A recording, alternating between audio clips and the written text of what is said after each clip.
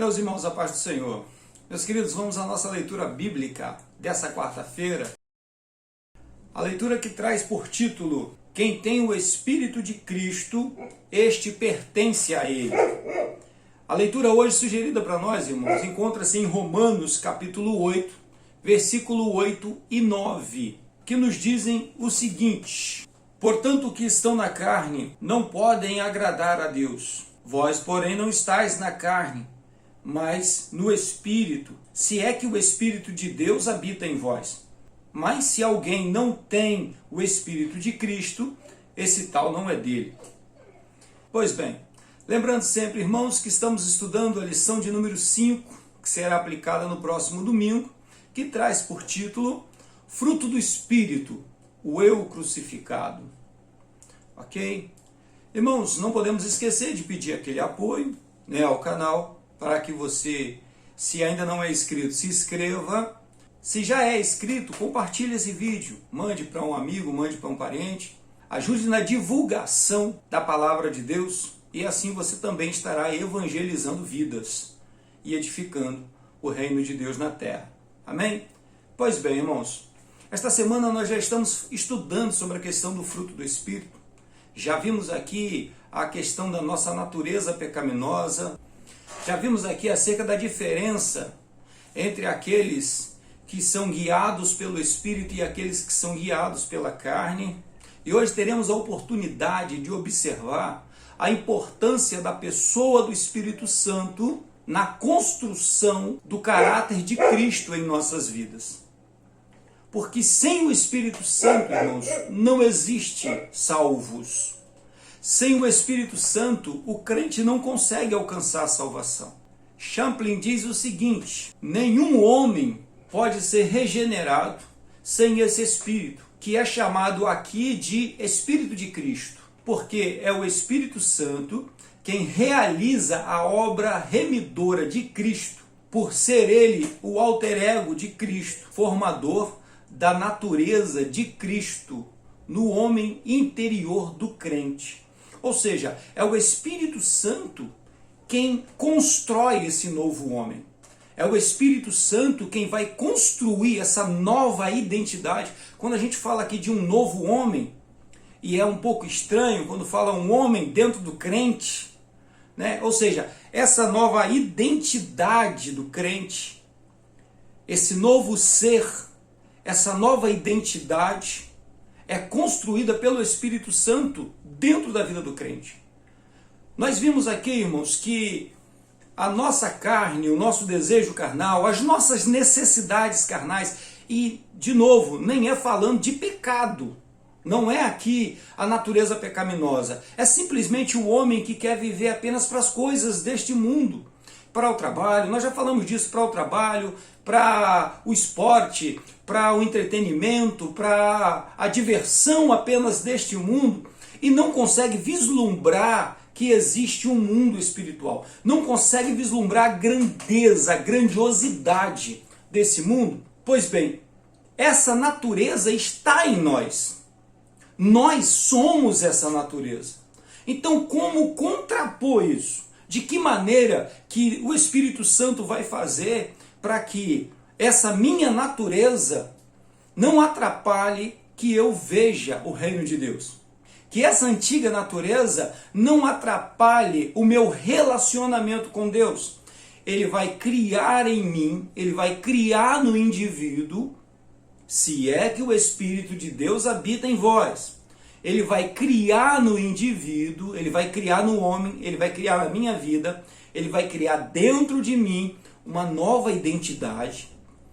Essa identidade, ela é muito semelhante a Cristo, ela é segundo a imagem de Cristo, e essa minha nova identidade, que nós vamos ver ao longo da semana, caracterizado pelo fruto do Espírito, essa nova identidade vai começar a confrontar a minha natureza adâmica. Essa nova identidade, esse novo homem formado pelo Espírito Santo na minha vida, vai começar a se opor à natureza adâmica. De que maneira se opor a ela? A vida não é só trabalho, nem só de pão viverá o homem. mas de toda palavra que sai da boca de Deus. Ou seja, não é só para as coisas desse mundo. A nossa vida não é só para este mundo. Existe um outro mundo, e este outro mundo é infinitamente maior do que o mundo que nós vivemos hoje. Existe um outro mundo, e esse outro mundo é muito mais importante, é muito mais urgente, é muito mais necessário do que o atual mundo que nós vivemos. Ah, eu devo então abandonar esse mundo aqui? Não, você não deve abandonar. Você deve continuar consumindo entretenimento. Você deve continuar praticando o seu esporte. Ter uma atividade física é importante. Aqueles que já estudaram as cartas de Paulo a Timóteo, Paulo fala sobre isso com Timóteo. A importância de manter o corpo em funcionamento. O sedentarismo é tão perigoso quanto um câncer. Então, sim, nós temos que ter uma atividade física, nós temos que ter o nosso trabalho, nós temos que desempenhar o nosso papel social. Eu tenho que pertencer a um lugar, eu sou brasileiro, e sendo brasileiro eu tenho que desempenhar a minha cidadania, e eu tenho que ser um bom cidadão. Eu tenho que ser um bom esposo, eu tenho que ser um bom amigo, eu tenho que ser um bom pai, eu tenho que ser aquilo que a minha vida necessita que eu seja. Mas isso não pode ser mais importante, e aqui é que está a questão, do que o meu relacionamento com Deus. A igreja não é mais importante que a família. A igreja não é mais importante do que muita coisa na nossa vida. Porém, o relacionamento com Deus, que está além da igreja, esse relacionamento com Deus é mais importante do que qualquer coisa na nossa vida. Um trabalho que atrapalhe o relacionamento com Deus deve ser repensado. Um relacionamento, um namoro, uma amizade, que atrapalhe o meu relacionamento com Deus, deve ser repensado. Irmãos, nós temos um exemplo clássico e um exemplo duro acerca disso. Algo que não é compreendido pela maioria das pessoas. E eu não estou falando nem daqueles que ainda não nasceram de novo. Eu estou falando de pessoas do nosso meio. Que é aquele pedido que Deus faz a Abraão. Quando Deus pede a Isaac, fala com Abraão, eu quero que você me ofereça o seu filho em sacrifício no monte tal. Os irmãos conhecem a passagem.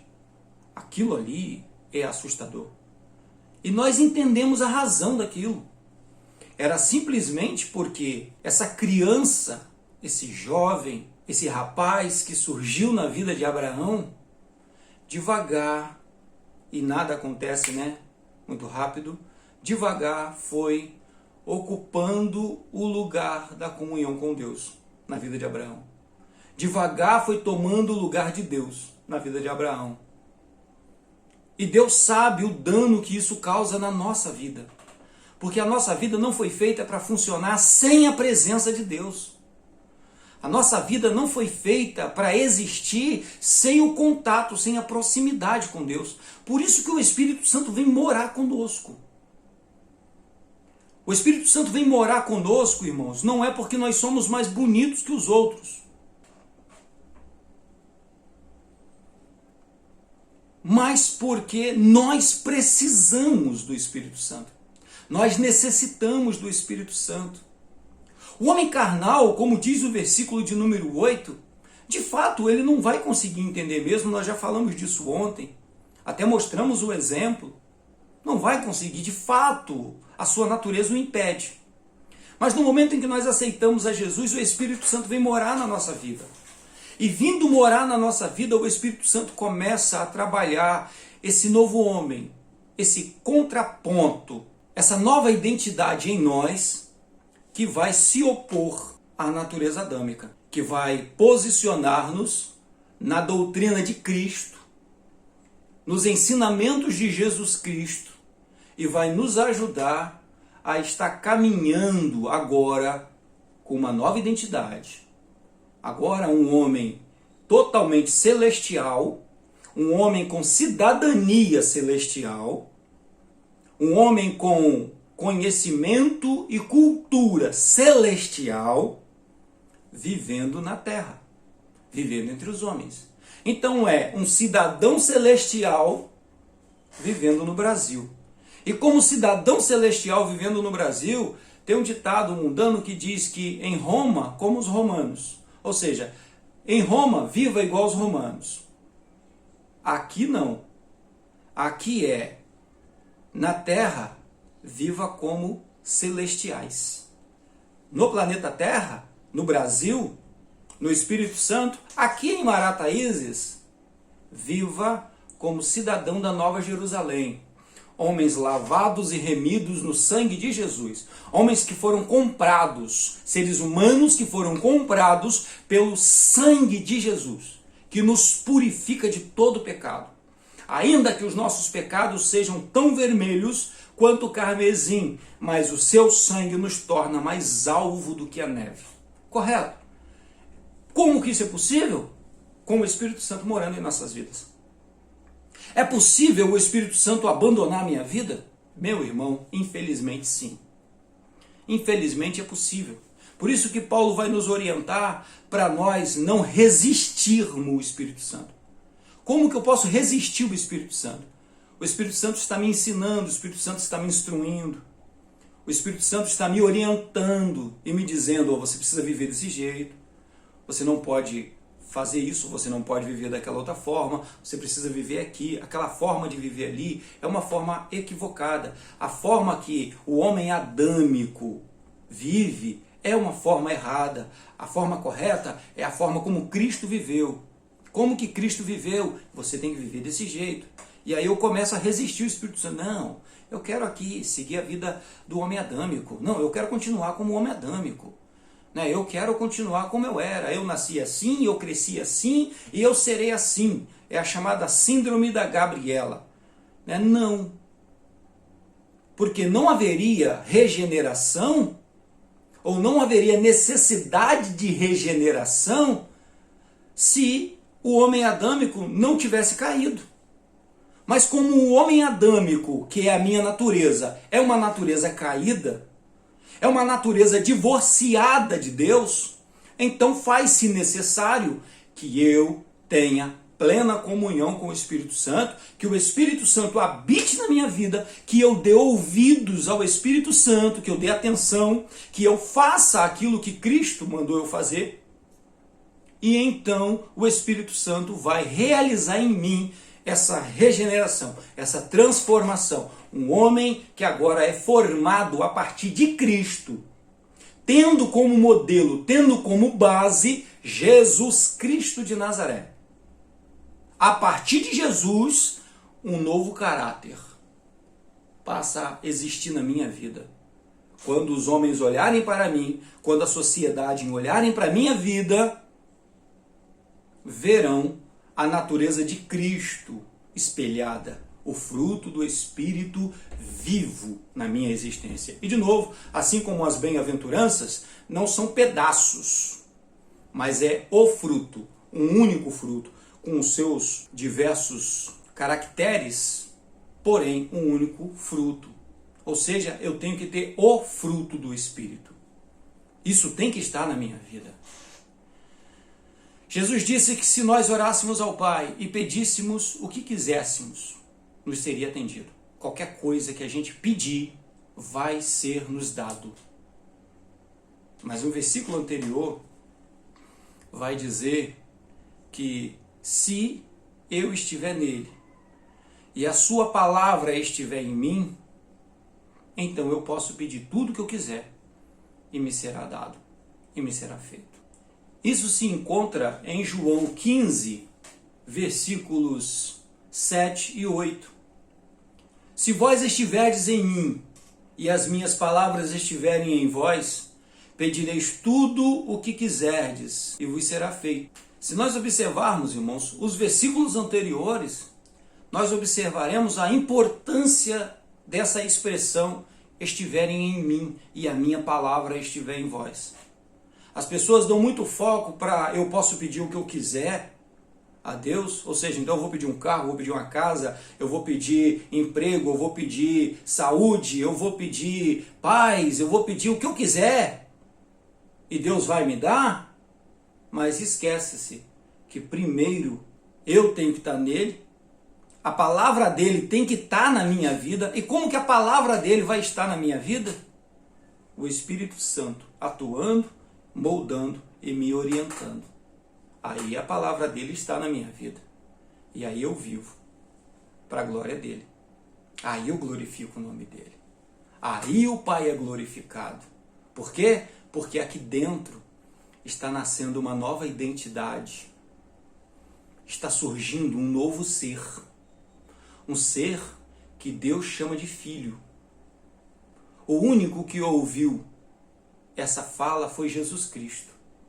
O único que ouviu Deus dizer: esse é o meu filho em quem eu tenho tanto prazer, ou que me dá muito prazer, foi Jesus. Só que no momento em que a identidade de Cristo começa a ser vista na minha vida e na sua vida, nós podemos ouvir essa mesma fala: meu filho, eu tenho prazer na sua vida. A sua vida me glorifica. A sua vida me dá prazer. Meu amado, que este dia seja um dia de prazer na presença de Deus. Que este dia seja um dia em que a sua natureza cristã, e não adâmica, glorifique o nome do Senhor e Deus seja exaltado na sua existência. Em nome de Jesus. Fique em paz.